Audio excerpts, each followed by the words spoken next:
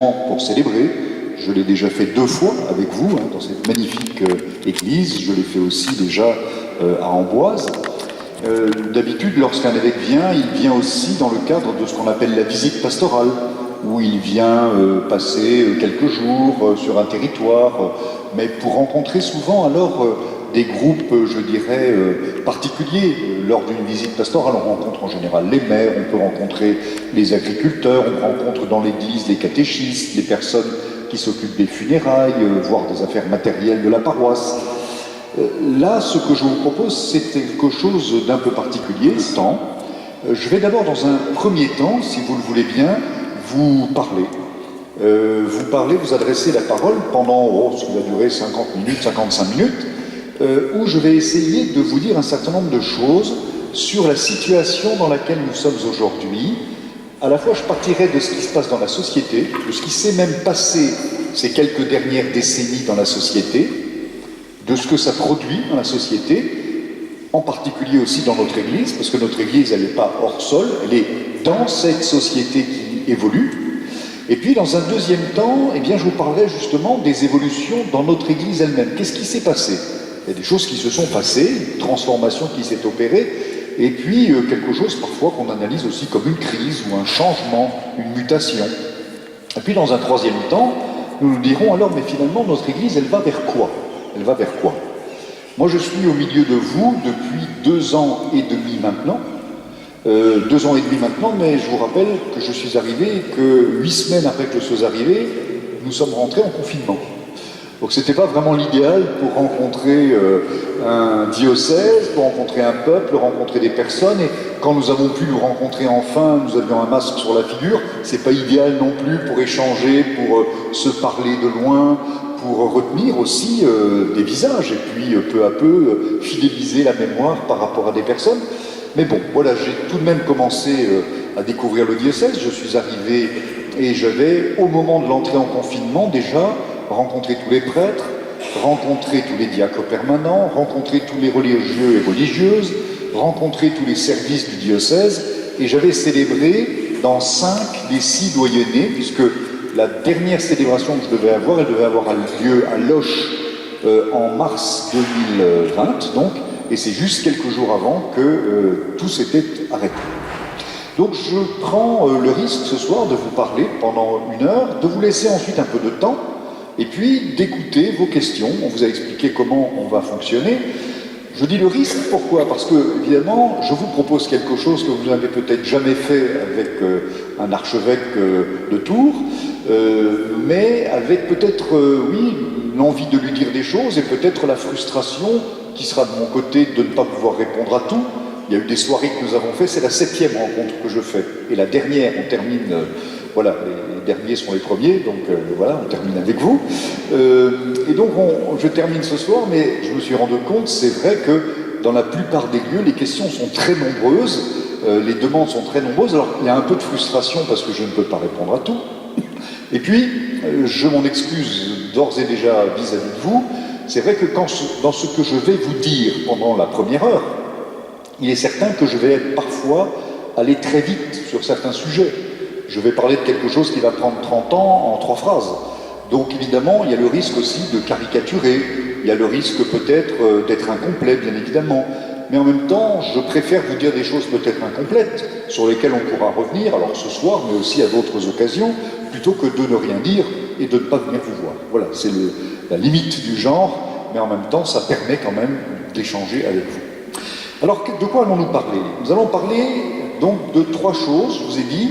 Qu'est-ce qui s'est passé dans notre société qui fait qu'aujourd'hui, notre société, quand on se retourne, a bien changé, je pense, en 50, 60 ans. Deuxièmement, qu'est-ce qui s'est passé dans notre Église? Il s'est passé quelque chose qui fait aussi que les choses ont bien changé. Et puis, qu'est-ce que ce changement fait? 3e partie, donc, pour nous dire qu'est-ce que c'est que la mission aujourd'hui? Qu'est-ce que l'Église a à vivre? Et finalement, quelle est notre espérance chrétienne? Parce que vous allez vite le découvrir, je pense que vous le savez et vous l'imaginez un peu, vous n'avez pas en face de vous quelqu'un de pessimiste et de désespéré, c'est pas du tout le cas. Voilà, je vous le dis d'emblée, comme ça vous le savez. Voilà. Alors, première partie d'abord, le point, je dirais, sur la situation de la société actuellement. En 1992, un professeur à l'université de Harvard, aux États-Unis, qui s'appelle Francis Fukuyama, publiait un ouvrage. Et dans cet ouvrage, il utilisait une formule qui a eu beaucoup de succès à l'époque. Il annonçait ce qu'il appelait la fin de l'histoire. La fin de l'histoire. Il disait, voilà, c'est la fin de l'histoire, pourquoi? Parce que le mur de Berlin, souvenez-vous, venait de tomber, 1989, c'était la fin de la guerre froide. D'un côté les Américains, de l'autre côté l'Union soviétique. Et donc, puisque c'était la fin de cette tension mondiale, tout allait désormais s'ouvrir, les frontières allaient tomber, et on allait pouvoir transformer enfin le monde en un gigantesque supermarché. Où, eh bien, allaient pouvoir circuler les biens, les personnes, sans limite, sans frontières. On allait pouvoir vivre la victoire de ce que des philosophes appelaient au XVIIe siècle le doux commerce. Le doux commerce. Parce qu'ils pensaient que faire du commerce, ça allait résoudre tous les problèmes. Et c'est d'une certaine manière cette façon de penser le rapport au monde qui a triomphé à cette époque-là. Et on s'est dit, ben voilà, ça y est, tout va s'ouvrir, la grande liberté, le libéralisme va permettre aux gens de mieux s'entendre, de ne plus se battre. C'était la fin de l'histoire. Pourquoi? Parce que l'histoire, qu'est-ce que c'est? Vous avez fait de l'histoire en classe. Et l'histoire, c'est souvent des dates de conflit, des dates de guerre. L'histoire, c'est 39-45, c'est 14-18. Les conflits, ça, c'est de l'histoire. D'ailleurs, on dit que les gens comment dire, heureux n'ont pas d'histoire, justement. Les gens heureux n'ont pas d'histoire, parce qu'ils n'ont pas de conflit. Par contre, quand on cherche la bagarre, on se cherche des histoires. Donc on comprend que la fin de l'histoire, c'était la fin des bagarres, tout allait aller bien, McDonald's, Netflix, Coca-Cola, pour tout le monde. Et puis en fait, eh bien, cette fin de l'histoire n'a pas du tout eu lieu. L'histoire, elle est revenue d'abord avec l'attentat des 2 tours jumelles. Là, on a compris que quelque chose de nouveau arrivait, avec un type de conflit tout à fait inattendu. Et puis, les conflits ensuite se sont multipliés. Pensez à l'Afghanistan, pensez à la Syrie, et puis aujourd'hui, aux portes de l'Europe, avec l'Ukraine. L'histoire est revenue. Et si vous avez peut-être lu des journaux ces derniers temps, écouté des chroniqueurs, vous avez entendu tous ces gens qui vous disaient c'est le retour de l'histoire, et même il y a un mot qui est revenu, c'est le retour du tragique. Le retour du tragique. Parce que l'histoire, c'est le retour du tragique, c'est le retour des conflits entre les hommes. La Bible nous dirait le cœur de l'homme est malade, donc nous comprenons d'où ça vient, cette affaire-là, mais de manière générale, dans la société, oui, c'est cette tension qui est en train de revenir dans le monde. Et avec tous ses effets, parce que ce n'est pas seulement l'effet des conflits, mais c'est évidemment les effets que vous voyez au niveau économique, social, au niveau politique. Et puis, tout ça se greffe sur une situation française qui est aussi une situation compliquée et difficile, où il y a du tragique aussi. Ces dernières années, vous avez plusieurs auteurs qui ont écrit des ouvrages sur notre pays et qui analysent quelque chose d'un peu dramatique dans notre pays qu'est la France. Vous avez eu un Nicolas Bavray, il a écrit un livre qui s'appelait « La France qui tombe ». Vous avez Marcel Gauchet, qui est un des plus grands penseurs aujourd'hui, qui a écrit le malheur français, pour dire pourquoi les Français sont des gens toujours malheureux, et particulièrement en ce moment. C'est vrai, quand on écoute les sondages, il semble qu'on soit les gens les plus malheureux au monde. Voilà, alors qu'on a le plus beau pays, ça on le sait, il ne faut pas trop le dire. Et puis, vous avez eu, par exemple, quelqu'un qui s'appelle Christophe Guilluy, qui a écrit un ouvrage extrêmement important, qu'ont lu Nicolas Sarkozy, François Hollande comme président de la République. Christophe Guilluy, il a étudié ce qu'on a commencé à voir à partir de l'an 2000, c'est-à-dire l'idée que la France est un pays qui commence à se fracturer, comme la banquise, vous savez. Et il a étudié cela, et il a écrit un livre qui s'appelle d'ailleurs « Fracture française », pour dire que peu à peu apparaissaient 3 Frances. La France des métropoles, les grandes villes, où les gens vivent plutôt bien, la mondialisation. Vous savez, c'est Christophe Guilluy qui a inventé le concept des fameux bobos. Vous savez ce que c'est, les bobos, hein, voilà. Les gens qui vivent sur des trottinettes en ville, tout va bien, ils vont passer des vacances en Thaïlande, ils vont acheter leur Shetland en Angleterre quand c'est les soldes, tout va bien pour eux, voilà. Grosso modo, ils ont un niveau supérieur financièrement, etc. Il dit, il y a une autre partie, c'est les grandes banlieues. Alors il dit, les banlieues françaises, c'est pas les banlieues américaines. On n'y vit pas trop mal, il y a du mouvement économique, et c'est des gens parfois qui ont beaucoup d'aides, qui leur permettent finalement de pas trop mal s'en sortir. Et puis il dit, il y a une troisième partie de la France, c'est la France rurale, où peu à peu les services publics s'en vont, où peu à peu les choses se défont, où tout devient compliqué. Enfin, vous me voyez venir, hein, toute l'affaire des gilets jaunes, Christophe Guilluy avait parfaitement analysé ce qui s'est passé dans le phénomène des Gilets jaunes. Et puis vous avez Jérôme Fourquet aussi. Vous savez, quand vous regardez C'est dans l'air, vous voyez parfois, voilà. Jérôme Fourquet a écrit un livre sur l'archipélisation de la France. C'est la même idée, c'est que les choses sont en train de se disloquer. Ce qui faisait l'unité est en train de se défaire. Et Jérôme Sainte-Marie qui nous dit, par exemple, que le marché illimité, le marché économique, n'a pas tenu ses promesses et ne les tiendra pas. On le sait maintenant, ce ne sera pas possible. Les promesses qu'on s'était faites d'une croissance infinie, on voit bien, comme on le dit, que l'ascenseur social ne marche pas très bien. Parfois c'est juste un escalier, et encore à colimaçon, difficile. On parle aussi beaucoup de déclassement, vous le savez bien. Le déclassement, c'est-à-dire ce fait qu'on pensait que les grands-parents vivaient plutôt bien, les enfants encore mieux, les petits-enfants encore mieux. Et en fait, on se rend compte que c'est l'inverse souvent qui est en train de se passer. Et puis ce phénomène aussi qu'on appelle aujourd'hui la dépossession, c'est-à-dire le fait que les Français ont le sentiment qu'ils ne peuvent plus agir sur leur avenir. Quoi qu'on vote, rien ne change, c'est toujours la même chose, on est dépossédé de la capacité d'agir, ce qui a des effets d'ailleurs assez importants, en particulier dans le domaine politique. Jérôme Fourquet a fait un article il y a à peu près 1 mois et demi pour dire, on rigole en disant les confessionnaux ne servent pas beaucoup, mais il disait la République a le même problème que l'Église, on ne croit plus en elle, il y a moins de pratiquants, et quant aux isoloirs, ils sont beaucoup moins fréquentés qu'autrefois aussi.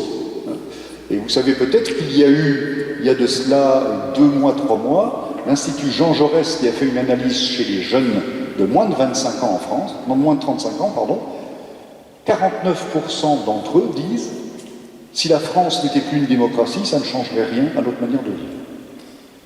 Vous imaginez ça? Il y a 40 ou 50 ans, si on avait dit un truc pareil. Aujourd'hui, c'est passé comme une lettre à la poste. Personne n'a même fait attention à cette analyse. Mais ça dit quand même un état d'esprit. Donc il y a un sentiment de quelque chose, dans la société en général, dans le monde en général, et en France aussi, d'un délitement, de quelque chose qui se défait avec de la souffrance, avec du ressentiment, avec une sorte de violence qui est un peu partout, on le sent, entre les gens, entre les groupes humains, et ça, c'est quand même un questionnement pour l'avenir et pour l'avenir de notre société. Alors, qu'est-ce qui s'est passé? Qu'est-ce qui s'est passé pour qu'on ait ces types de phénomènes aujourd'hui? Il faut repartir 60 ans en arrière. Retour vers le passé, pas vers le futur. Allez, hop. Les années 60. Je vais donner 3 éclairages. 3 choses qui ont été profondément transformées, que nous sentons trop profondément dans la société aujourd'hui et qui marquent profondément notre manière de vivre. Premier élément, il y a eu une transformation, si vous le voulez, dans le rapport que les personnes ont à la vie en société. Si nous repartons en arrière dans les années 60, pensez au monde des années 60. Le monde des années 60, c'était un monde dans lequel il y avait une grande cohérence sociale. Grosso modo, il y avait des valeurs communes que tout le monde à peu près partageait. Qu'on soit catholique ou qu'on ne le soit pas, tout le monde était à peu près d'accord pour dire ce qui était bien et ce qui était mal dans la société. L'enseignement que faisait la paroisse au niveau moral et l'enseignement que faisait l'école publique n'étaient pas très loin. D'ailleurs, Jules Ferry avait, au XIXe siècle, fait un discours célèbre où il parlait de la morale de nos pères, qui ressemblait beaucoup à la morale, à la limite, que l'Église pouvait enseigner. Donc il y avait des valeurs communes, il y avait des choses qui se faisaient ou ne se faisaient pas. Les repères dans les années 60 étaient à peu près clairs pour tout le monde. Et puis, l'État, l'école, l'Église, la famille, les partis, les syndicats étaient clairs dans la société et donnaient des repères un peu à tout le monde pour se construire, pour se constituer comme personne.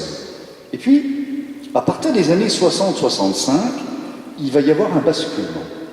Un basculement qui est préparé par tout ce qui vient avant, on en y reviendra, mais quelque chose est devenu peu à peu, à partir des années 65, 66, 67, quelque chose est devenu central dans la vie des personnes.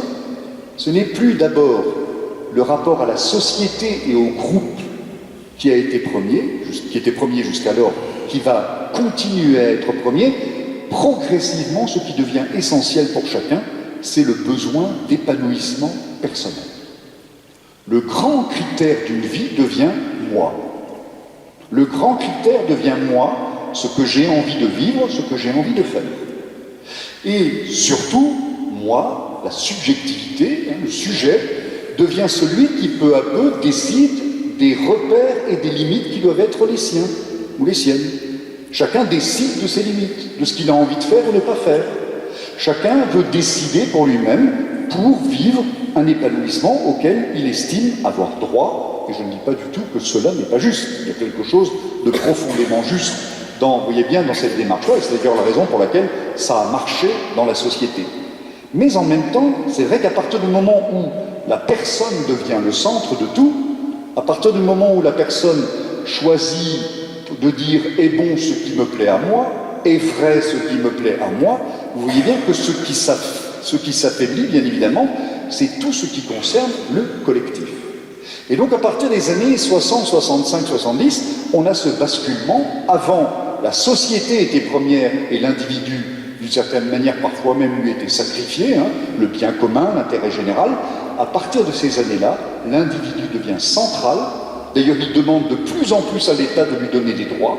Le droit de se marier avec, le droit de faire ceci, le droit de faire cela. Et l'État va donner d'ailleurs de plus en plus des droits multiples, un peu à tout le monde. Entre parenthèses, il aime faire ça pour une raison très simple, c'est qu'il peut annoncer qu'il fait quelque chose tout en n'ayant rien à dépenser. Ça ne lui coûte rien de donner des droits.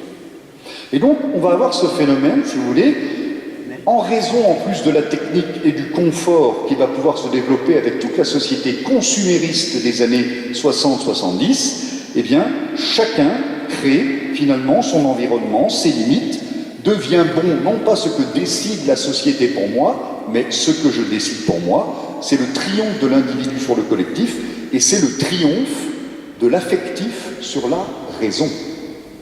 Depuis les Lumières, depuis Descartes, depuis les encyclopédistes, c'est la raison qui pilotait l'histoire.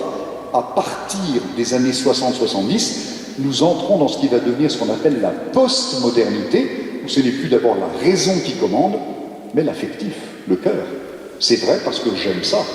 Ce n'est pas vrai parce que j'ai réussi à démontrer que c'était vrai. Vous sentez la différence? Voilà. Donc, premier point, c'est individualiste, et même un individualisme que certains philosophes appellent un individualisme utilitariste, que la société de consommation va peu à peu forger, et qui correspond peut-être aussi à des besoins personnels. Deuxième élément qui va bouger, à partir des années 60, c'est plus alors l'individu, mais le deuxième élément, c'est la société elle-même, et c'est même plus précisément l'État. L'État. L'État, c'est-à-dire ce qui assure une certaine unité du collectif. Pensez les années 60 de nouveau, si on revient de nouveau en marche arrière. Les années 60, qu'est-ce que c'est? On a, dans les années 60, un monde relativement homogène, un monde qui est piloté encore, je vous l'ai dit, par la raison d'État, la réflexion. L'État est fort, c'est un État souverain, il contrôle les frontières, il assure la sécurité, il fait des plans quinquennaux pour décider de son action, et c'est symbolisé, vous le savez bien, par quelqu'un que nous avons tous dans la mémoire, qui était assez grand, qui était un général, voilà, et qu'aujourd'hui tout le monde aime de la gauche à la droite. Enfin, plus personne ne dira une chose contre la statue du commandeur. Voilà. Les années gaulliennes, c'est l'État fort, c'est les grands projets, c'est le Concorde, c'est le TGV, c'est les centrales nucléaires, c'est le nucléaire militaire aussi pour l'indépendance de la France. C'est tout ça, c'est ça les années 60. Et puis on va connaître là aussi un basculement. On va connaître un basculement à partir des années 70. Eh bien, il va y avoir une contestation des institutions.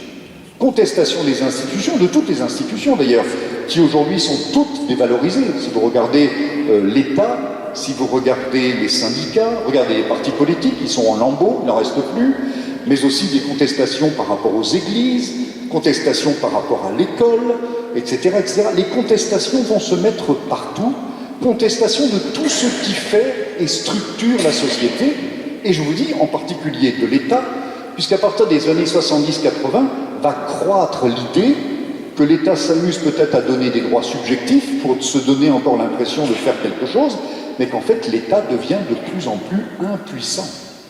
Parce qu'on prend conscience progressivement que les vraies décisions ne se prennent plus au niveau de l'État souverain, mais les vraies décisions commencent à se prendre aux Nations Unies, elles se prennent à l'OMC, à l'Organisation mondiale du commerce, elles se prennent à Strasbourg, elles se prennent à Bruxelles, elles se prennent ailleurs. Et on va assister à ce que certains experts appellent le détricotage de l'État, qui apparaît de plus en plus impuissant, incapable de régler les problèmes de chômage, incapable de régler les problèmes de sécurité, incapable d'organiser les choses. Pardonnez-moi, on en a un exemple en ce moment avec le problème hospitalier, où on a eu des génies des Carpates qui nous ont organisé les choses depuis 20 ou 30 ans, et où on voit aujourd'hui des situations alarmantes et inquiétantes. Il y a peut-être des gens parmi vous qui travaillent dans le domaine médical, j'ai rencontré les médecins tout à l'heure. Voilà, c'est des choses assez douloureuses. En tout cas, on a ici un phénomène, eh bien, d'une impuissance croissante, d'un détricotage de l'État et d'un découragement par rapport à la démocratie, une défiance par rapport au système, entre guillemets, qui nous vaut aussi, vous savez bien, tout le complotisme généralisé que nous avons en particulier aujourd'hui sur Internet. Voilà. Alors, bascule dans le domaine de l'individu, bascule dans le domaine des institutions, voilà, et puis bascule aussi, enfin, dernier petit point de repère, une autre bascule qui s'est opérée, c'est la modification du rapport à l'histoire et au progrès. Dans les années 60, de nouveau, si nous y retournons, les années 60, ce sont des années où ce qui conduit et ce qui traverse toute la société, c'est que le progrès va être illimité. Heureusement, on a une confiance absolument folle, par exemple, dans le domaine de la science, de la médecine. Alors que, comme dirait Jean-Louis Schlegel, le rédacteur en chef de la revue Études, aujourd'hui on sait que la médecine, elle ne résoudra jamais tous les problèmes. Elle limite la casse, comme il dit, c'est sa formule à lui. La médecine, ça limite la casse, mais ça ne résout pas les problèmes. Ça ne nous rend pas invulnérables. Et donc le fait est que, progressivement, le rapport au progrès va être un rapport qui va devenir de plus en plus un rapport complexe et difficile. La confiance dans la raison, dans le progrès, qui allait transformer l'histoire, tout cela, nous nous sommes mis à en douter progressivement. Et le grand doute alors va venir de quelque chose qui aujourd'hui nous touche tous, et qui est aujourd'hui la grande question qu'a notre humanité, c'est la question finalement d'un progrès qui sans conscience, progrès sans conscience n'est que ruine de l'âme, a dit quelqu'un, je crois qu'il habitait en Touraine, il me semble, oui. Voilà. Vous savez, le pape Benoît XVI, quand il s'appelait encore Joseph Ratzinger, qu'il était cardinal, était membre de l'une de nos 5 grandes académies françaises. Il était membre de l'Académie des sciences politiques et morales. Et il avait fait une remarquable conférence sur le progrès. Parce qu'il avait dit le progrès, dans un monde athée, qui ne croit pas que le monde va vers un but, dans un monde athée, dans un monde qui ne croit pas qu'il y a un but, le progrès est un concept absurde. Parce que la flèche du progrès, on ne la tire pas vers une finalité et vers un but, on la tire dans le vide. Bien sûr, puisque ça ne va vers rien, puisqu'il n'y a pas de but. Et donc il disait, le risque, c'est que cette flèche du progrès, à un moment donné, elle fasse demi-tour, et que cette flèche devienne un boomerang, et qu'elle nous revienne dessus. Et c'est ce qui est en train de nous arriver à travers une question qui aujourd'hui est devenue une question essentielle, vous le savez bien, vous pensez à vos enfants et vos petits-enfants, c'est la question écologique. Puisque on se pose aujourd'hui la question très sérieusement de savoir quelles seront les conditions de vie que nous aurons dans 30, 40, 50 ans dans nos pays, et quelles resteront des zones habitables, comment pourrons-nous continuer à vivre et à faire vivre l'ensemble des personnes qui aujourd'hui sont sur la planète et qui le seront dans 40 ou 50 ans. Donc une remise en question, vous voyez bien là aussi, de ce que nous avons cru pendant très longtemps, pendant pratiquement 2 siècles. Il y avait une très forte certitude dans le progrès de l'histoire, dans le progrès de la raison. Aujourd'hui, nous sommes arrivés dans ce que certains appellent la société liquide. La société liquide, c'est une société qui n'a plus de vrais points de repère. Tout est instable. Tout est instable.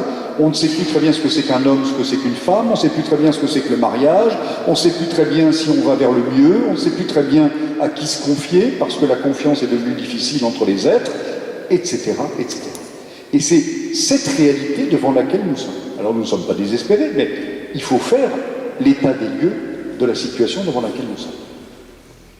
Premier point, donc, une mutation sociale importante qui nous amène dans la situation dans laquelle nous sommes, avec beaucoup de questions, avec un certain nombre d'interrogations sur l'avenir. Deuxième temps, alors. Ça va? Oui. Alors je vais faire quelque chose d'important, sinon ma langue va se coller à mon palais, comme dirait le psaume. Merci beaucoup. Mai 68. Mai 68, c'est... Alors mai 68, la question m'a été posée plusieurs fois. J'entends, je peux y répondre déjà. Mai 68, en fait, c'est intéressant parce que mai 68, certains disent c'est à cause de mai 68. Mais mai 68, manifestement, n'est pas la cause. Mai 68, ça va être l'effet de tout ce qui s'est passé avant. Quelque chose qui implose de l'intérieur. Alors je vais faire quelque chose, je suis navré pour ceux qui en soif.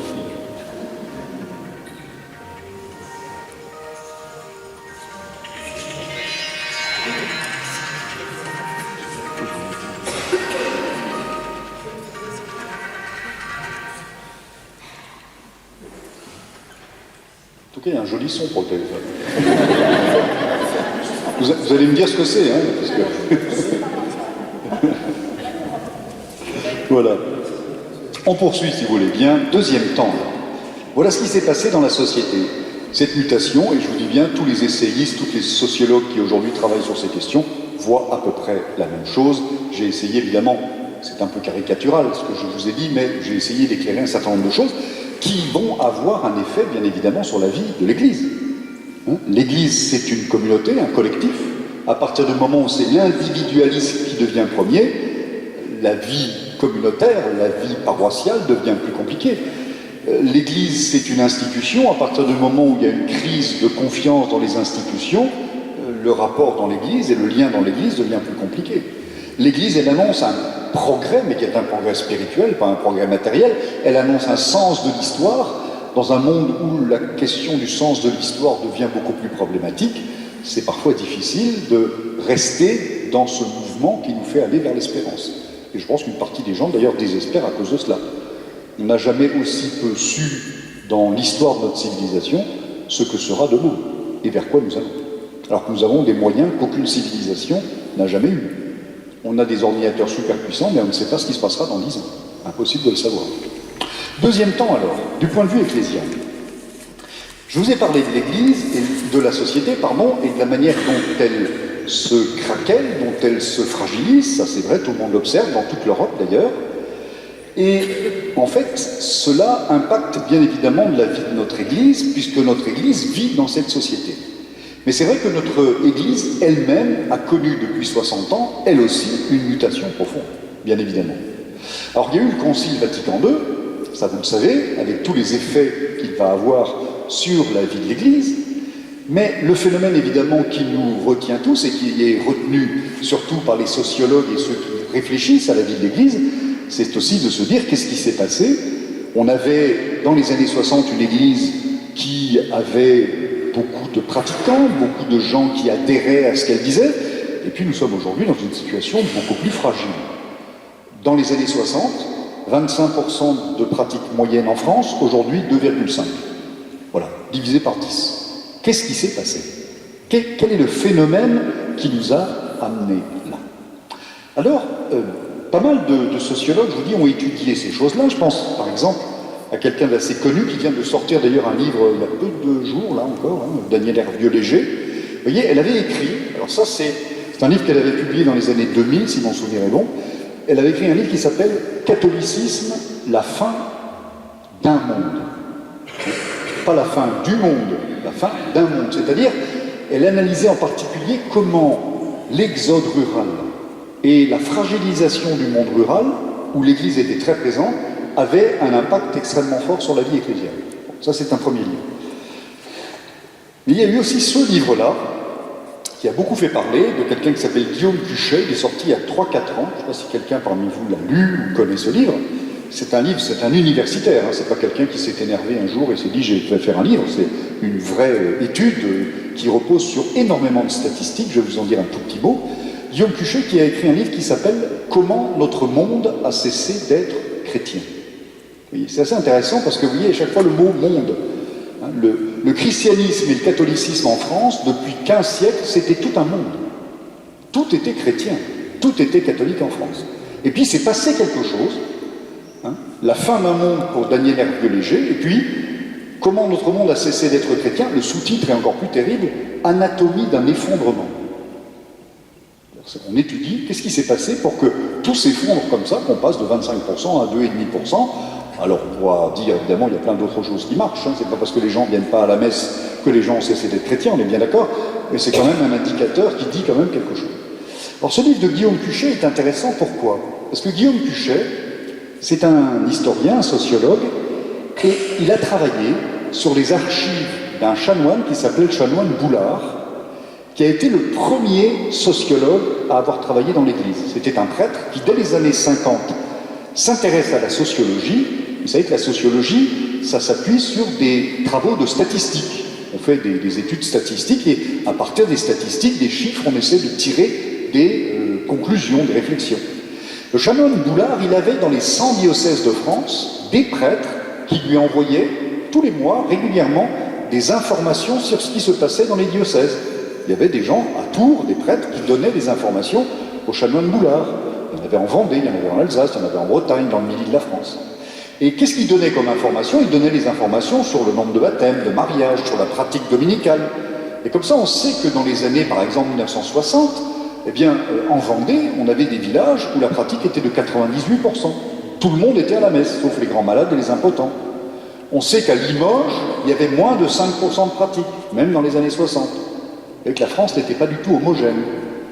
Mais ce qui s'est passé, c'est que le chanoine Boulard observe, il reçoit ces informations, il va se passer quelque chose de très mystérieux. En 1964, il commence à recevoir des informations qui viennent du terrain, qui lui montrent qu'il y a une descente de la pratique absolument vertigineuse à certains endroits. Parfois, dans certains diocèses, dans l'ouest de la France, la Bretagne, on perd 20, 30, 40% de pratiquants en l'espace de quelques mois. Et donc, le chanoine Boulard a observé ce phénomène, il n'en a pas tiré les conclusions, il n'avait pas assez de recul, mais il n'en a jamais parlé à personne, il a continué à faire ses statistiques, d'ailleurs, jusque dans les années 75. En tout cas, Guillaume Cuchet, lui, a travaillé ces statistiques. Et il dit, à partir de l'année 64, il y a un effondrement de la pratique qui commence en France. Alors, certains se servent parfois de ce travail de Guillaume Cuchet pour dire « qu'est-ce qui s'est passé? C'est l'arrivée du Concile Vatican II. Et donc l'arrivée du Concile Vatican II est la cause de cette affaire-là. Vous voyez, ça permet de critiquer ceci, de critiquer la réforme de la messe, ça permet de critiquer une ouverture plus grande de l'Église, etc. Or, Guillaume Cuchet dit non, c'est pas du tout ça. C'est pas du tout ça. Qu'est-ce qui s'est passé? Il dit, le Concile n'est pas la cause de ce qui s'est passé. Parce que la cause était avant, c'est comme mai 68. C'est pas mai 68. Mai 68, c'est l'effet. 64, c'est l'effet de quelque chose qui est avant. Quelque chose qui est avant et qui va faire que la poutre, si vous voulez, pour prendre une image, la poutre ne va pas craquer à cause du concile, mais c'est que le concile appuyant sur la poutre, comme elle est déjà moisie à l'intérieur, ça va craquer. Alors Cuchet dit quand même quelque chose. Malgré tout, il dit, une des choses qui va beaucoup influencer ce qui se passe en 64, c'est qu'à partir de 64, les premiers textes du Concile arrivent en France, on les traduit, etc. Et il dit qu'il va y avoir une interprétation du Concile, de choses que le Concile n'avait pas dit, mais une interprétation, en particulier l'interprétation sur la liberté religieuse. Certains vont interpréter la liberté religieuse en disant « désormais, finalement, on est libre ou pas d'aller à la messe ». Bon, c'est pas faux qu'on est libre ou pas d'aller à la messe, mais ce qui veut dire par là, c'est que d'une certaine manière, à partir des années 64-65, certains interprètent ce que dit le Concile comme si on disait finalement la messe dominicale, c'est pas très important. Voilà. C'est ça ce qui a été retenu. Qu'on y aille ou qu'on n'y aille pas, ça change pas grand-chose, c'est pas très important et c'est pas très grave de plus y aller. Et c'est ça qui produit l'effet. Mais qu'est-ce qui s'est passé alors avant? Et c'est là où Guillaume Cuchet nous invite à réfléchir un peu en amont. Qu'est-ce qui s'est donc passé pour que tout d'un coup ça craque? Alors, il y a des historiens depuis qui ont travaillé cette question et qui se sont dit mais quels sont les phénomènes qui vont faire que, alors qu'on imaginait la France comme un pays catholique, profondément catholique, finalement il l'était peut-être un peu moins. Et ce qui s'est passé en 64, c'est tout simplement la révélation qu'on était peut-être moins chrétien qu'on ne le pensait et moins catholique qu'on ne le pensait. On l'était sociologiquement, mais pas en profondeur.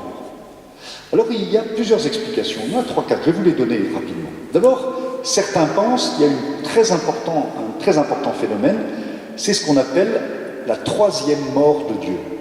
La troisième mort de Dieu. Qu'est-ce que ça veut dire, cette formule un peu mystérieuse?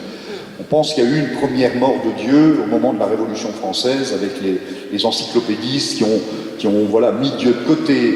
Il y a eu une mort de Dieu aussi à la fin du XIXe siècle, avec les grands philosophes que sont Marx, Nietzsche, etc., qui vont totalement contester l'existence de Dieu. Et la troisième mort de Dieu, c'est un philosophe, André Glucksmann, qui a écrit sur le sujet, c'est finalement l'effet que va avoir dans la société occidentale, et en particulier en France, les deux grandes guerres mondiales, la guerre de 14-18 et la guerre de 39-45. 14-18, souvenez-vous, qu'est-ce que c'est? Ce sont deux pays, de vieux pays chrétiens, hein, c'est la France et l'Allemagne, qui vont se faire la guerre comme des fous. D'ailleurs, en général, dans nos églises, on a des tableaux absolument terribles, qui sont le souvenir de la saignée de la guerre de 14-18. Tous les villages de France ont une plaque comme ça dans leur église, avec les morts. Et puis, non seulement il y a eu les morts, mais il y a eu ce qu'on appelait les gueules cassées, c'est-à-dire ces hommes qui sont revenus de la guerre avec le visage à moitié défiguré, un membre en moins, etc., et qui étaient l'horreur que l'on pouvait pressentir en les voyant. Donc on s'était battus comme des malades, deux pays chrétiens. Et puis en 39-45, ça recommence, avec en plus Auschwitz, avec la mise à mort systématique de populations dont on ne veut plus et dont on nie l'existence. Et beaucoup de gens, en fait, beaucoup plus qu'on imagine, quand on travaille maintenant justement en sociologie, beaucoup plus de gens qu'on imagine ont à ce moment-là été profondément atteints. Et se sont dit, mais on ne peut plus croire que Dieu existe avec une telle violence. On ne peut plus croire que le christianisme fonctionne s'il n'arrive pas à empêcher, après 2000 ans de christianisme, que des hommes se battent comme des chiffonniers et comme des bêtes jusqu'au bout. Et donc, pour un certain nombre d'analystes, la première cause de l'athéisme et du rejet peu à peu de l'Église et du message évangélique vient de cette époque-là. Alors les gens vont peut-être continuer à aller à la messe, mais ils viennent s'asseoir le dimanche et toutes ces questions que nous avons évoquées les travaillent et font que peu à peu, ils y croient de moins en moins. Ça leur paraît de moins en moins crédible. Deuxième élément qui va provoquer ce changement, bien évidemment, c'est l'amélioration des conditions de vie. Ça veut dire quoi? Ça veut dire que l'offre religieuse de l'Église, de notre Église, notre offre religieuse qui est de dire « mettez-vous à la suite de Jésus, marchez avec lui, etc. » va être concurrencée par quelque chose qui semble plus agréable. C'est tout simplement la société de consommation. Elle vient proposer des choses beaucoup plus sympathiques, beaucoup plus divertissantes que le fait de se convertir et de changer de vie. Et donc, il ne faut pas oublier que dans les années 30-40, il va se passer des choses très importantes. D'abord les congés payés, du temps désormais pour les loisirs, et puis un progrès technique qui permet d'occuper ces loisirs par des choses sympathiques. Et donc progressivement, eh bien, l'intérêt qu'on pouvait avoir pour la vie de l'Église est remplacé par l'intérêt tout simplement par d'autres choses, peut-être plus sympathiques encore. Il y a un livre qui a été écrit par un historien américain qui s'appelle Eugène Weber, qui parle de l'Église au XIXe siècle. C'est un livre tout à fait intéressant. Et Eugène Weber montre bien, quand on lit les chroniques des curés de France au XIXe siècle, 1840, 1850, qu'est-ce qu'ils disent tous? Ils disent, finalement, les gens viennent à l'Église pourquoi? Est-ce qu'ils sont vraiment croyants? On ne sait pas trop. Ils viennent là, pourquoi? Parce que le dimanche, ils s'ennuient. Ah oui, ils viennent à l'église parce que l'église est un peu plus jolie qu'à la maison quand même, particulièrement à Château-Renaud, avec les vitraux que vous avez. Voilà. Ça change quand même de la maison, voilà. Il y a de l'espace, voilà. Et puis on chante ensemble, voilà. Il y a sûrement un peu d'espérance et de foi qui passe quand même. Et puis à la fin, on se retrouve sur le parvis, on trouve sa future femme, son futur mari, on se raconte les potins des villages. Donc, c'est à ça que ça servait en grande partie aussi. Ça ne veut pas dire qu'il n'y avait pas des gens qui avaient vraiment la foi et qui n'étaient pas des bons chrétiens, attention. Mais ça veut dire qu'il y avait une sorte de recherche utilitariste. Eugène Weber raconte qu'un jour, un curé dans les années 1880-90 croise un paysan qui va vers son champ avec une brouette et déjà à l'époque des produits chimiques dans sa brouette. On commençait à avoir des produits chimiques qu'on commençait à utiliser pour la fertilisation des sols. Alors le curé le croise et lui dit « Mais tu as le démon dans ta brouette ».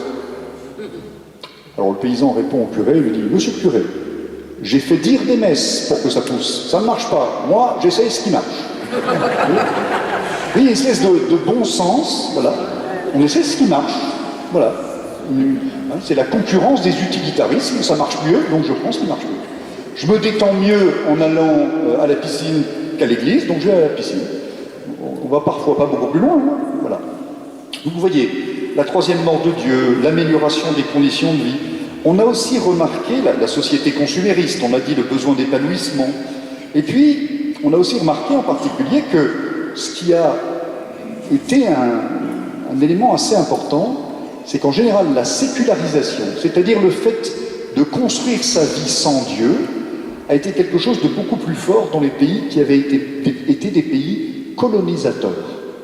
Une espèce de culpabilité des pays colonisateurs qui fait que cette culpabilisation a aussi fait que des gens se sont détachés de la foi. On peut penser à la Belgique en particulier, on peut penser à la France, où on a eu beaucoup de missionnaires, beaucoup d'évangélisateurs. Ça a aussi produit, d'une certaine manière, du questionnement, parfois aussi, de l'athéisme ou de l'agnosticisme.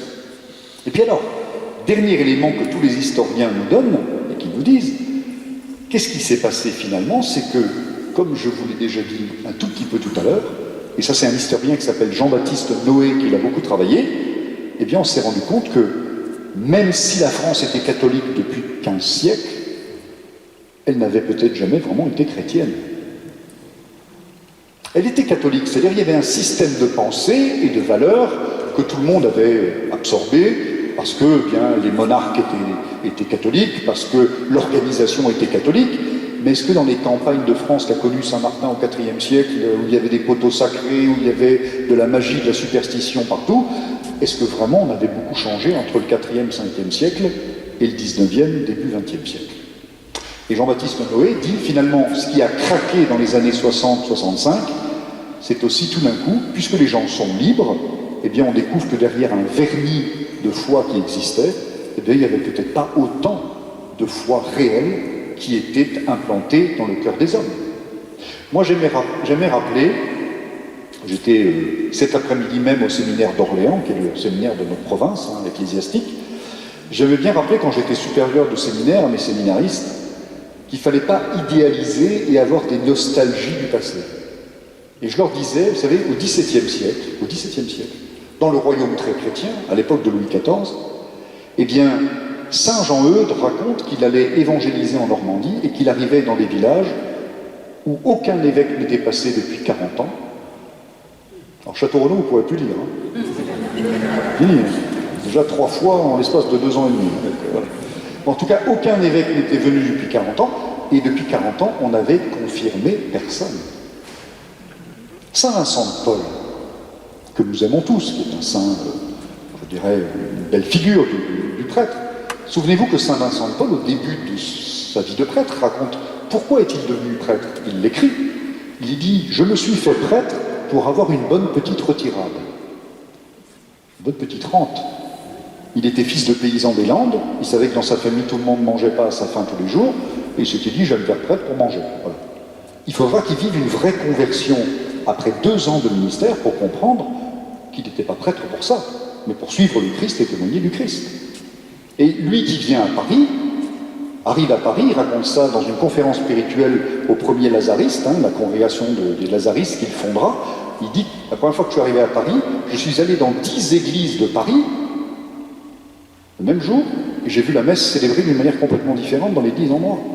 Il dit, il y a même des endroits où les prêtres commençaient par le Notre Père. La messe commençait par la fin. Vous savez, parfois quand on me dit, l'âge idéal de la messe, de toujours à jamais, il faut descendre du ciel, il faut réatterrir, les périodes idéales n'ont jamais existé. Ça n'est pas vrai. Ça, c'est de la mythologie. C'est Harry Potter, mais c'est pas la réalité de l'histoire. En tout cas, vous voyez, tout cela fait qu'aujourd'hui, notre Église, c'est certain, Benoît XVI est un des premiers à l'avoir dit, nous sommes aujourd'hui une Église catholique minoritaire. Et c'est ça le phénomène nouveau. C'est que pendant 15 siècles, pratiquement tout était catholique. Vous vous souvenez peut-être de Rabbi Jacob avec Louis de Funès dans sa déesse, avec son chauffeur dont il découvre qu'il est juif, puis il dit, mais c'est pas possible, tout est catholique, la voiture est catholique, la France est catholique, et il découvre tout d'un coup qu'il y a quelque chose qui n'est pas catholique. C'est tout à fait la mentalité des années 62, 63, 64. On a eu pendant 15 siècles un pays qui était catholique. Et puis en fait, eh bien, on se rend compte aujourd'hui que c'est fini. Dans les années 60 encore, dit Cuchet, 99% des enfants qui naissaient étaient baptisés dans les 3 mois. Aujourd'hui, c'est 30%. Alors c'est pas mal, attention, pas trop mal. Mais c'est plus du tout la même chose. Et en 2-3 générations, ça va produire quelque chose de fondamental dans la transformation de la société. Alors, peut-être ça n'ira pas dans ce sens-là, il y aura peut-être, on peut l'espérer, et je peux l'espérer, et je l'espère avec vous, il y aura peut-être aussi des changements qui nous surprendront, heureusement. Mais en tout cas, le phénomène, il est là pour l'instant. Nous sommes une minorité, et une minorité avec à la fois ce phénomène de l'extérieur de la société qui a d'autres propositions à faire, voilà, bah oui, la proposition consumériste, et puis avec la question importante à l'intérieur de l'Église, de conserver l'unité et de ne pas être dans une fragmentation dans l'Église non plus. Il ne s'agit pas on arrive à une archipélisation de l'Église catholique. Ça va? Tout va bien? On n'a perdu personne? Je peux refaire une deuxième petite pause avant d'attaquer la troisième partie?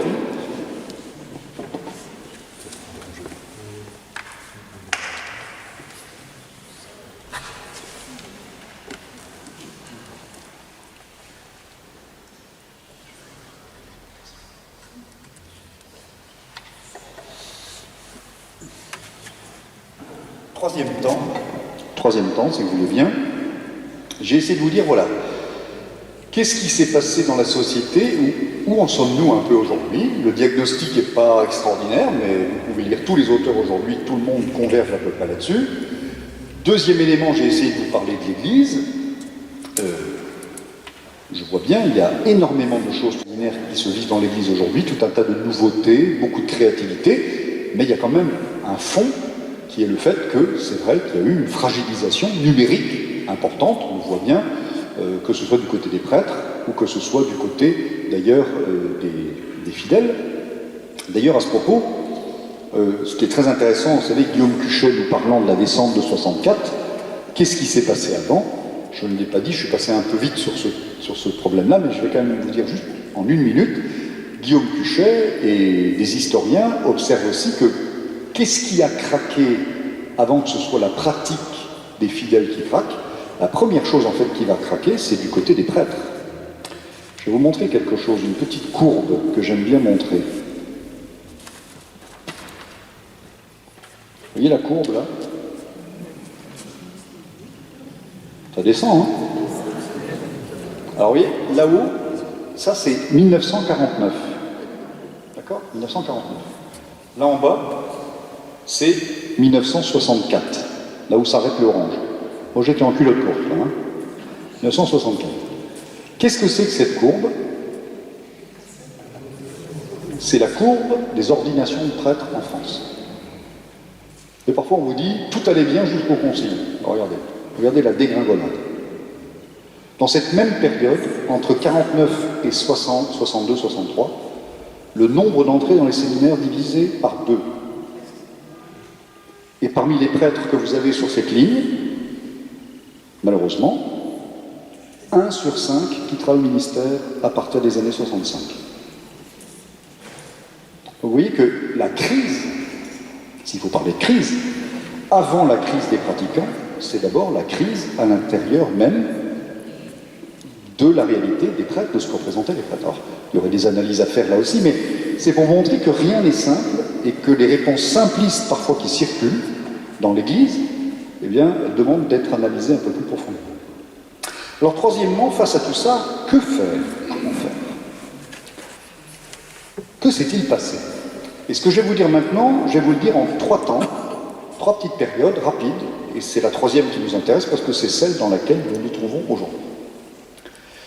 J'aimerais vous dire que la mission de l'Église, grosso modo, depuis la Révolution française et la sortie de la Révolution, elle va connaître 3 périodes. Il y a une première période, elle va grosso modo de la fin de la Révolution jusqu'aux années 1930. La deuxième période, elle va de 1930 jusque dans les années 1990. Et la troisième période, nous y sommes, elle a commencé en 90 et elle se poursuit jusqu'à aujourd'hui avec le pape François. La première période, donc, c'est la sortie de la Révolution. Souvenez-vous, la Révolution a été terrible, elle a été extrêmement violente pour l'Église, hein. Il y a eu des martyrs, il y a eu des morts, etc. Et puis, quelqu'un va venir apaiser l'ensemble de la situation. Vous savez qui? Napoléon. Hop. Napoléon qui va signer un concordat avec l'Église, avec le pape, et qui va amener une certaine pacification du pays. À partir de cela, l'Église retrouve d'une certaine manière sa place dans la société. Les évêques, les prêtres d'ailleurs sont pris en charge matériellement par le concordat. Et puis l'Église retrouve sa place dans les écoles, dans les hôpitaux. Et elle va avoir au XIXe siècle, il faut le dire d'emblée et tout de suite, en plus en raison d'une démographie qui va être extrêmement forte, il y a une poussée démographique extraordinaire au XIXe siècle, l'Église de France va être d'une générosité inouïe. Inouïe. Il va y avoir énormément de femmes qui vont rentrer dans la vie religieuse. C'est aussi un moyen d'épanouissement et un moyen de liberté pour les femmes, où on est marié, où on rentre dans la vie ecclésiale, ça permet de faire des études, d'avoir des responsabilités, etc., etc. Donc c'est un moyen d'émancipation pour beaucoup de femmes, la vie religieuse, il faut le savoir. Mais il va y avoir énormément de générosité, en particulier dans les missions. Énormément d'hommes, de prêtres, de religieuses vont partir en Afrique, vont partir en Amérique du Nord, vont partir au Tonkin, hein, pensez aux missionnaires, aux missions étrangères de Paris, qui partiront en Chine, qui partiront au Vietnam, etc. Donc une immense générosité. Dans les années 1910-1920, les 3/4 des missionnaires catholiques dans le monde étaient français. Les 3/4. D'accord? Donc une générosité inouïe. Nous étions le pays où il y avait le plus de prêtres au mètre carré. C'est pour ça qu'on a plus de mal que les autres quand il y a moins de prêtres. Parce qu'il n'y a jamais eu aucun pays au monde et aucune époque au monde où il y a eu autant de prêtres au mètre carré. Voilà. C'est simple. On vient d'une société, on vient d'une situation dans les années 1900, 1910, 20, totalement exceptionnelle, qui n'a jamais eu lieu dans l'histoire de l'Église. Mais nous l'avons vécu. Et on en a encore la mémoire. Voilà. Donc dans ces années, entre la fin de la Révolution jusqu'en 1930, quelle est la position de l'Église au niveau de la mission? La position de l'Église, ça s'appelle l'intransigeantisme. L'Église est intransigeante dans la mission. Qu'est-ce que ça veut dire? Ça veut dire que grosso modo, la position de l'Église, c'est de dire on s'est fait maltraiter pendant la Révolution. Les gens ont arrêté de pratiquer en masse. Notre but, c'est de récupérer tous ces gens, qu'ils reviennent au bercail. Voilà. Seulement, c'est pas aussi simple que ça. Pourquoi? Parce que les gens se sont habitués à vivre sans l'Église. Il y a d'abord toute une bourgeoisie française émancipée qui n'a plus du tout envie de revenir dans les églises. Dès les années 1820, 1830, c'est fini. Vous avez aussi toute une partie de la population qui commence à grandir en France et que l'Église n'a pas vu venir. C'est le monde ouvrier. Dès les années 1850, 1860, le monde ouvrier grandit et personne dans l'Église ne s'en occupe parce qu'on n'a pas vu venir ce phénomène-là. Et donc ça veut dire que l'Église, elle, de son côté, est intransigeante, c'est-à-dire elle dit voilà, la mission c'est très simple, c'est que les gens doivent revenir dans l'Église, et l'Église se vit dans la société, elle vit comme une sorte de château fort assiégé. Elle a levé les ponts-levis, elle ouvre les ponts-levis pour que les gens reviennent à la maison, c'est à peu près ça. Voilà. Et cette situation donc d'intransigeantisme ne va pas empêcher, je vous dis bien, beaucoup de générosité. J'ai parlé des missions tout à l'heure, j'ai parlé des écoles, j'ai parlé des hôpitaux. On pourrait par exemple parler aussi des universités catholiques qui vont être créées vers la fin du XIXe siècle pour faire un pont avec la culture. On peut parler aussi de tout un tas de réflexions autour de la doctrine sociale de l'Église. Quand même, vers la fin du XIXe, avec Léon XIII, tout d'un coup, on commence à avoir un discours sur le monde ouvrier, sur la cause sociale, etc. Donc, c'est pas du tout une Église qui s'endort. Elle a une vraie vitalité, mais le principe de départ, c'est on ne discute pas, nous avons raison, ceux qui veulent être sauvés reviennent à l'Église. Voilà, c'est à peu près le discours. Je caricature un peu, voilà. Sauf que, le problème, c'est que plus l'Église tape du poing sur la table, moins ça marche. Et on commence à s'en rendre compte dans les années 1920, ça ne marche pas, cette manière de faire la mission est difficile, ça ne permet pas de regagner, si vous voulez, ceux qui ont été perdus. Et puis surtout, il y a eu la guerre de 14-18. Et 14-18, qu'est-ce que ça a fait? Ça fait qu'après la crise de 1905, séparation des églises et de l'État, qui a été très violente, quand même. Sachant que Guillaume Puchet dit, quand même très intéressant, durant tout le 19e, les catholiques, c'est 4% 99,5% de la population. Et ce monde catholique vote toujours pour des partis politiques qui lui enlèvent progressivement ce qu'elle a. Ça s'appelle se tirer des balles dans le pied. Non mais c'est quand même intéressant de voir ça. Ça veut dire que, est-ce qu'on réfléchit vraiment à ce qu'on fait, ou bien est-ce que les catholiques votent pour ça, parce que justement, ils ont compris qu'il y a quelque chose qui ne fonctionne pas dans l'Église. C'est une autre question. Donc 1920, c'est aussi la sortie de la guerre. Et qu'est-ce qui s'est passé durant la guerre? Durant la guerre, les catholiques et les non-catholiques se sont retrouvés dans les tranchées. Les catholiques et les non-catholiques se sont retrouvés dans les hôpitaux. Les catholiques et les non-catholiques se sont retrouvés partout. Et qu'est-ce qu'ils ont découvert les uns les autres? Qu'ils n'étaient peut-être pas aussi éloignés que ça. On se regardait de loin, mais finalement, est-ce qu'on était aussi éloignés les uns des autres? Et va alors apparaître à partir de 1930 une deuxième période très intéressante, dont certains d'entre vous ont peut-être vécu et vivent peut-être encore de la grâce, c'est ce qu'on a appelé l'action catholique. L'action catholique, qu'est-ce que c'est? 1930, c'est le fait de se dire, il y avait l'intransigeantisme, c'est-à-dire il y a l'Église et il y a les autres. Si on veut revenir dans l'Église, on fait amende honorable et on revient à l'intérieur de la maison. À partir de 1930, le propos est de dire, attendez, il y a eu un malentendu entre nous. Nous ne sommes pas aussi différents que nous le pensions. En fait, si on réfléchit bien, les uns et les autres, vous n'êtes pas croyante, moi je suis croyant, vous êtes croyante, je ne le suis pas, on a quand même des choses en commun. On a des valeurs en commun. On a une culture commune. Finalement, on est tous plus ou moins chrétiens, la différence c'est que certains pratiquent et d'autres pas. Et le fondement de toute la mission de l'action catholique, c'est de se dire, il ne s'agit pas de faire un pont de vie et de fermer la relation entre le monde et la société, et l'Église, pardon, il s'agit au contraire d'aller vivre auprès des gens dans le monde, et vivant avec eux, de leur dire, nous ne sommes pas aussi différents que ça. Et les valeurs dans lesquelles vous croyez, les valeurs de justice, les valeurs de paix, les valeurs de bienveillance auxquelles vous croyez, vous qui êtes non-pratiquants et qui vous dites peut-être même athées, ces valeurs, en fait, vous ne le saviez pas, mais ce sont les valeurs chrétiennes. Vous êtes chrétien, finalement, sans le savoir. D'où, d'ailleurs, le refrain, vous savez, de l'action catholique, qui était de dire, dans les années 30, 40, nous referons chrétiens nos frères. Il ne s'agit pas de les faire chrétiens, il s'agit de les refaire. Nous referons, parce qu'ils le sont sans le savoir. Et en fait, cette dynamique de l'action catholique va être assez extraordinaire. Ça va produire des militants tout à fait étonnants dans tous les domaines. Dans le domaine rural, avec la Jacques, avec tous les mouvements de jeunesse, dans le monde ouvrier, avec la JOC, dans le mouvement, dans les milieux indépendants, etc. On va dire entre les années 30, 40, 50, 60, 70, jusque dans les années 80, l'action catholique va produire quelque chose de très important. Donc, vous vous souvenez peut-être que la formule majeure, c'était de dire quoi? Il fallait être le... Voilà, il y en a quelques-uns qui suivent quand même, c'est bien. Il fallait être le levain dans la pâte. Donc ça veut dire que ça marche tant qu'il y a de la... tant qu'il y a de la pâte. Ah oui, il y en a qui font de la pâtisserie parmi nous. Bon, mais qu'est-ce qui va se passer? Qu'est-ce que c'était la pâte? Quand on disait qu'il faut être le levain dans la pâte. La pâte, c'est cette culture chrétienne.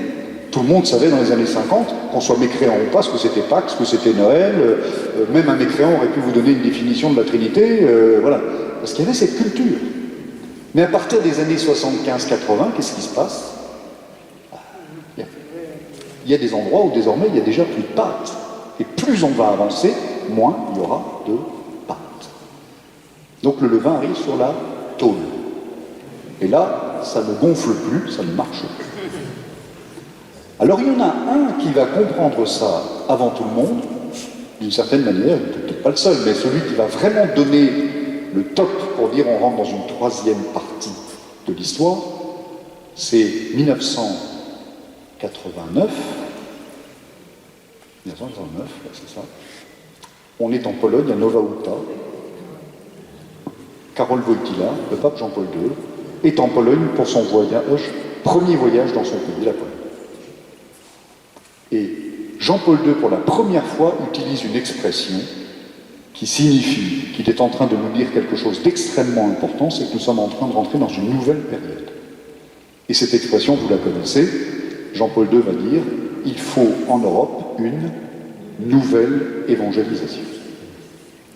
Alors, il faut dire que quand Jean-Paul II dit ça, il faut une nouvelle évangélisation, je peux vous dire que un peu partout, et particulièrement en France, on va se dire « Mais qu'est-ce que nous raconte ce bonhomme ?» On va même entendre des choses un peu désagréables, du genre qu'est-ce qu'il nous raconte ce Polonais, qui, voilà, de quoi il se mêle. On sait faire de la mission, on n'a attendu personne, on n'a pas attendu ce Polonais, voilà.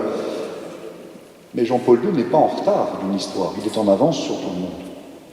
Pourquoi? Parce qu'il a vécu 5 ans de régime nazi. Il a vécu ensuite 30 ans de régime communiste. Et qu'est-ce qu'il a observé? C'est que quand vous enlevez la pâte, la culture commune, quand vous la détruisez, quand il n'y a plus de transmission qui s'opère, au bout d'un moment, vous vous retrouvez en face de gens qui ne savent plus rien. Et vous rentrez, vous passez, et c'est pour ça que Jean-Paul II va faire une critique très forte de la modernité, renvoyant dos à dos et le libéralisme américain et le communisme soviétique, en disant c'est ni l'un ni l'autre, comme Solzhenitsyn, en disant non, ça ne marche pas. La modernité, elle est contre la personne humaine. Et il annonce déjà d'entrer dans ce qu'on appelle aujourd'hui la postmodernité. Et cette postmodernité, c'est quoi? C'est un homme qui ne sait plus rien. Un homme qui est, comme le disent certains sociologues, un analphabète religieux. Et comme c'est un analphabète religieux, qu'est-ce qu'il faut faire? Il ne s'agit pas d'aller vivre avec lui et de l'observer et de lui dire au bout d'un moment « Ah, tu as fait ça ». Tu ne le sais pas, mais c'est une valeur chrétienne, parce qu'il s'en fiche complètement. Il ne sait même pas ce que c'est qu'une valeur chrétienne. Il ne sait peut-être même pas ce qu'est le Christ. Je me souviens quand j'étais étudiant en droit, en 1978-79, dans Le Monde, il y avait eu une tribune de Georges Duby. Ça vous dit peut-être quelque chose, c'était un très grand historien, médiéviste, directeur de l'école des Chartes. Il racontait cette histoire, 1978, c'est pas il y a 15 jours. Il avait emmené des étudiants de l'école des Chartes, c'est-à-dire parmi les meilleurs étudiants en histoire médiévale de France. Il les avait emmenés en Bourgogne pour visiter des églises, et il était arrivé devant un tympan roman, où il y avait le Christ en croix, et où un étudiant lui avait demandé « C'est qui le monsieur sur le plus ?» C'est qui le monsieur sur le plus? Pas sur la croix, sur le plus. Qui le monsieur sur le plus? Oui. Donc, qu'est-ce que Jean-Paul II nous dit? Nous sommes devant des analphabètes. Et donc, ça veut dire qu'il faut une nouvelle évangélisation, parce que nous avons un nouvel homme devant nous, et cette nouvelle évangélisation, elle impose d'aller droit au but et d'annoncer de nouveau, de manière très directe, très fondamentale, ce que c'est qu'être chrétien, c'est-à-dire Jésus, envoyé par le Père, mort par amour pour nous sauver. Ça, c'est le cœur de la foi. Jean-Paul II va lancer énormément d'initiatives pour que cette nouvelle évangélisation prenne progressivement. Une des choses qu'il a lancées et qui est la plus connue, vous le savez bien, ce sont les JMJ. Les premières JMJ, 1984, si mon souvenir est bon, où aucun évêque de France ne se déplacera. Aujourd'hui, on se bat tous pour y aller, mais en 1984, c'est tellement étonnant, tellement étrange, personne ne comprend rien à ce que ce pape polonais est en train de raconter. Voilà. En tout cas, il y a les premières JMJ. Voilà. Et les JMJ, on sait ce que ça va produire comme dynamique, en particulier auprès de la jeunesse. Jean-Paul II meurt en 2005, arrive alors, on est donc dans la 3e partie, je vous l'ai dit, arrive alors cette partie où va arriver le pape Benoît XVI, très intéressant, le pape Benoît XVI. Le lendemain de son élection, la première messe qu'il célèbre le lendemain matin, fait une homélie où il dit quoi? Il dit, qu'est-ce que c'est qu'être chrétien? C'est vivre une amitié avec Jésus. Donc la foi, c'est pas d'abord de savoir des choses, même s'il faut savoir des choses. C'est pas d'abord une affaire de morale, ça n'intéresse personne. Si vous commencez à dire à quelqu'un, le chrétien, c'est d'abord, il faut connaître la morale. Tout le monde s'enfuit. Vous commencez à leur en parler le lundi, jeudi, ils courent encore, ils sont déjà partis. Voilà. Ou bien, être chrétien, c'est pas d'abord s'engager pour quelque chose, même s'il le faut aussi. Mais le pape, à la suite du pape Jean-Paul II, le pape Benoît XVI nous dit, le cœur de la foi, c'est la rencontre personnelle avec Jésus. Et le pape Benoît XVI va beaucoup œuvrer pour rappeler cela. Vous savez qu'il va faire un enseignement spirituel très profond là-dessus, au point qu'il va proposer en octobre 2012 un synode à Rome, rassemblement de tous les évêques du monde, mais aussi d'experts théologiques sous l'angle œcuménique. Il y aura aussi des orthodoxes, des protestants, autour justement de cette nouvelle évangélisation. Donc il fait cette rencontre à Rome sur la nouvelle évangélisation, un synode, et peut-être que vous ne le savez pas, mais à la fin d'un synode, un pape produit toujours un texte qu'on appelle une exhortation post-synodale, qui est une sorte de feuille de route pour l'Église. Et puis le pape Benoît XVI, eh bien, vous savez ce qui va se passer, c'est qu'en février 2013, qu'est-ce qu'il va faire? Contre toute attente, il va démissionner. Et donc le fameux texte, d'après le synode sur la nouvelle évangélisation, il n'a pas eu le temps de le faire. Mais il s'est passé quelque chose de très intéressant. En 2009, le pape Benoît XVI a pris l'avion. Il est allé en Amérique du Sud, dans un sanctuaire marial qui s'appelle le sanctuaire d'Aparecidad. Qu'est-ce qui se passait là-bas? Tous les évêques d'Amérique du Sud étaient réunis dans ce sanctuaire, des centaines d'évêques sud-américains. Et ils ont travaillé pendant un mois complet pour faire quoi? Pour réfléchir à la mission. Pourquoi? Parce qu'ils ont le même problème qu'en Occident. D'abord, ils ont des évangéliques nord-américains, et puis ensuite, il y a la société consumériste, etc. Donc, ils se sont réunis, plusieurs centaines d'évêques, à réfléchir qu'est-ce qu'il faut faire pour annoncer la foi aujourd'hui. Et le pape Benoît XVI traverse l'Atlantique pour faire quoi? Pour les encourager dans leur travail. Il vient passer 3 jours avec eux, il les exhorte. C'est exactement ce qu'il faut faire comme travail. Et il revient à Rome. Très bien. 2012, je vous l'ai dit, il fait le synode sur l'évangélisation. Février 2013, il démissionne. Et puis, élection le 13 mars 2013, de qui? Pape François. C'est donc le pape François qui va faire l'exhortation post-synodale, puisque Benoît XVI n'a pas eu le temps de le faire. Or, c'est très intéressant, pourquoi? Parce que quand les évêques s'étaient réunis en Amérique du Sud à Aparecidad, 3 ans avant, qui était l'évêque qui pilotait l'ensemble de l'opération? L'archevêque de Buenos Aires, qui devient le pape François, qui arrive à Rome avec dans sa petite sacoche le fameux document préparé en 2009. Mais quand même que l'Esprit Saint a la suite dans les idées, il n'est pas complètement à côté de la plaque. Et qu'est-ce qui va se passer? Eh bien, le pape François va prendre une partie de ce document d'Aparecidad, qui est toute une réflexion sur la mission. Il va prendre toutes les conclusions du synode et il va nous donner quelque chose que je vais quand même apporter, mais je sais que vous l'avez sur votre table de nuit, donc je n'ai pas besoin de vous le montrer. Vous l'avez sur votre table? Non? Ceci. Ah, quand même. Très bien. La joie de l'évangile. Evangelii Gaudium, la joie de l'évangile. Si vous ne l'avez pas, la pénitence ce soir, en rentrant chez vous, c'est d'aller sur un moteur de recherche, je ne donne pas de nom, en 19 secondes vous l'avez, et vous pourrez le lire ensuite jusqu'à la Pentecôte, jusqu'à dimanche, vous avez le temps de le lire. Qu'est-ce que nous dit le pape François? Le pape François nous dit dans ce texte quelque chose de fondamental. Qu'est-ce que c'est que la mission et l'évangélisation pour l'Église depuis le début? Depuis le matin de la Pentecôte. L'évangélisation repose sur un principe. Il y a une phrase, je dis toujours la même. Première phrase d'Evangelii Gaudium. La joie de l'Évangile remplit le cœur et toute la vie de ceux qui rencontrent Jésus. Je vous le répète? La joie de l'Évangile, virgule, remplit le cœur et toute la vie de ceux qui rencontrent Jésus. C'est simple comme bonjour, mais c'est la clé de tout. Qu'est-ce que c'est qu'être chrétien? C'est avoir rencontré Jésus. Si nous avons vraiment rencontré Jésus, nous dit le pape, qu'est-ce que ça produit? Ça produit quelque chose dans notre vie. Et le signe majeur que nous avons rencontré Jésus, que ce n'est pas une illusion, que ce n'est pas un concept, que ce n'est pas une idée, c'est que ça produit dans notre vie de la joie.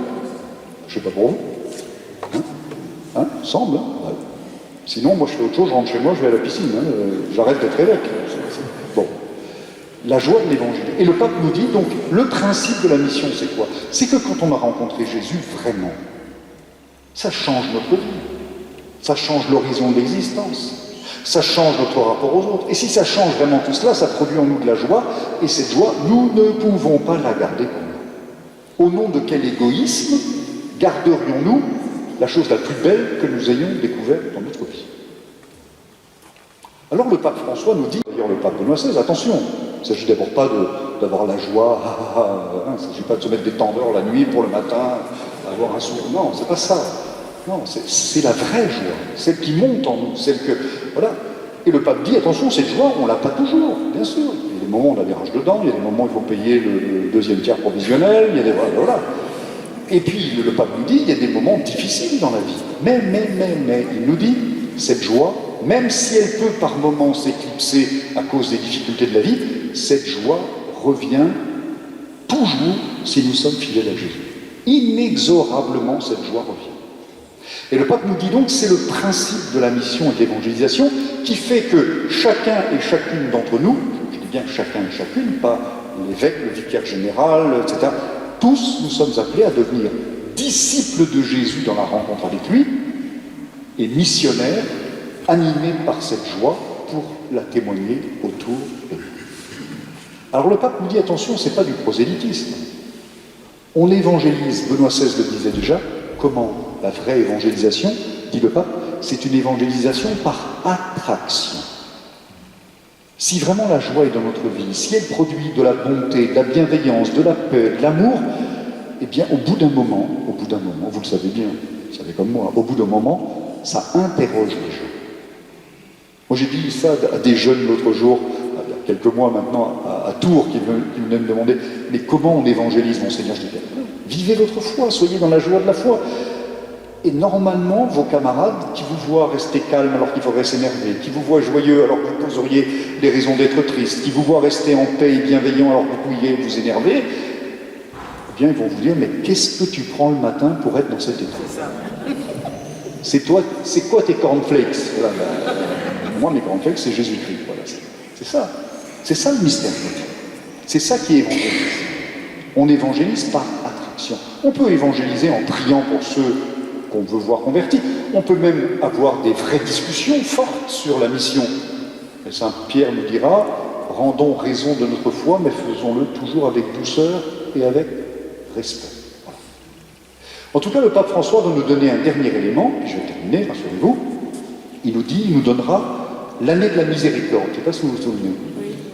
Et dans l'année de la miséricorde, il nous dit quelque chose de très important. Il nous dit, peut-être vous vous posez la question de savoir comment évangéliser concrètement.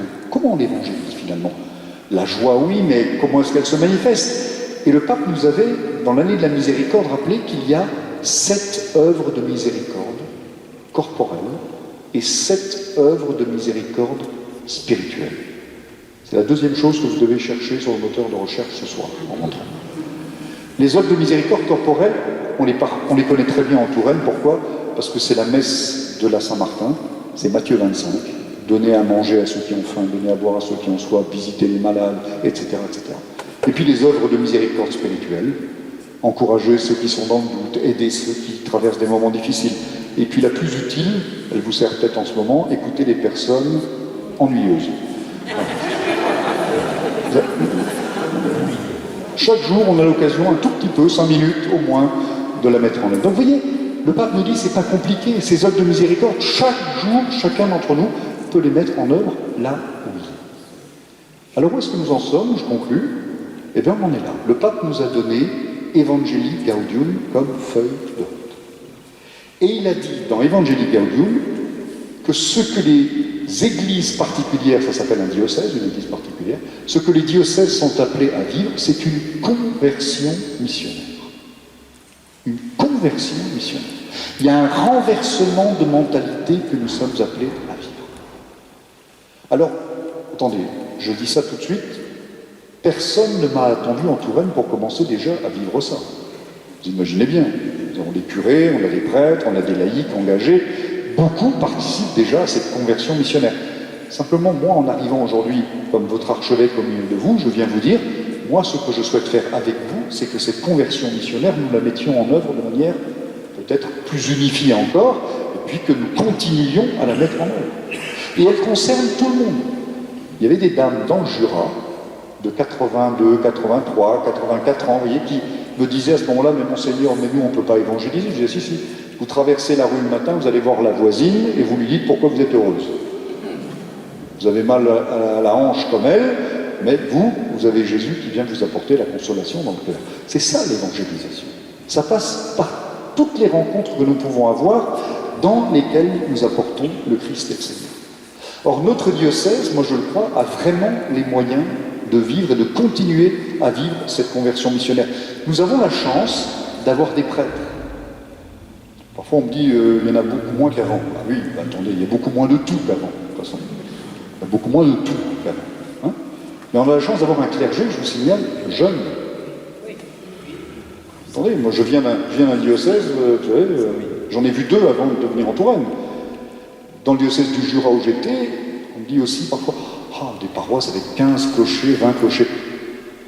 Le diocèse de Besançon, qui était mitoyen du diocèse de Saint-Claude où j'étais, il y avait des paroisses de 115 clochers. On n'y est pas encore en Touraine, je crois. Hein, et puis on n'y sera jamais, ça je peux vous dire. Mais vous voyez, faisons attention, ne nous plaignons pas trop. Mais regardons ce que nous avons positivement. Nous avons des prêtres, nous avons des figures formidables de saints et de saintes en Touraine. Ne serait-ce que Saint-Martin. Nous avons des hauts lieux spirituels. Nous avons une richesse humaine, des expériences. Moi, je suis persuadé qu'ensemble, nous allons faire le chemin que nous allons à faire pour faire vivre notre Église, plus comme il y a 30 ans, mais comme le Seigneur nous invite à la faire vivre aujourd'hui. Chantal Delson, une philosophe, dit « La chrétienté est en train de s'effondrer », c'est vrai. La chrétienté comme un modèle, tout serait catholique, ça c'est fini, mais le christianisme se porte bien. Parce que les gens attendent aujourd'hui, beaucoup attendent quelque chose pour les aider à vivre. Le pape Benoît XVI, quand il était encore le cardinal Ratzinger, en 1997, avait dit, alors qu'on l'interrogeait sur l'avenir de l'Église en Europe, il avait dit « La nuit va tomber sur l'Europe. Mais l'Église va rester comme des foyers de lumière, comme des feux allumés dans la nuit, où ceux qui auront besoin de lumière, de chaleur, de paix, de consolation, pourront venir se réchauffer, s'éclairer, comme dirait le pape François aussi, une église comme un hôpital de campagne. Toute porte ouverte pour tous ceux qui ont besoin d'être accueillis et d'avoir la parole d'espérance de l'église. Ça va ? On s'arrête là ? Alors oui, le vicaire général me rajoute quelque chose. Pour faire ça, on a aussi des structures, une manière de s'organiser dans l'Église. Il y a en particulier 2 poumons pour l'Église diocésaine. Il y a 2 grands conseils que le droit canon et d'ailleurs le Concile Vatican II aussi demandent à l'Église d'avoir et à l'évêque de mettre en place. Le premier conseil, c'est le conseil des prêtres. Ce conseil, jusqu'à présent, était un conseil de 17-18 prêtres qui aidaient l'archevêque dans son travail.